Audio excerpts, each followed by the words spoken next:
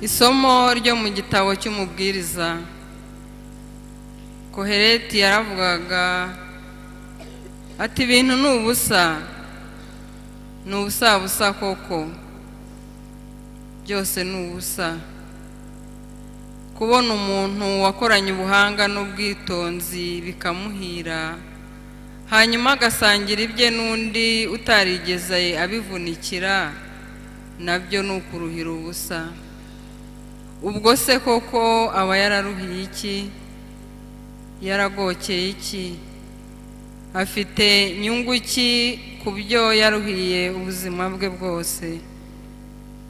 Iyo minsi itabaze y'imiruho, uko guhangayika ahangayikira ibintu, uko kurara utagohetse, nabyo ni ukuvunikira ubusa. Iryo ni ijambo ry'Imana.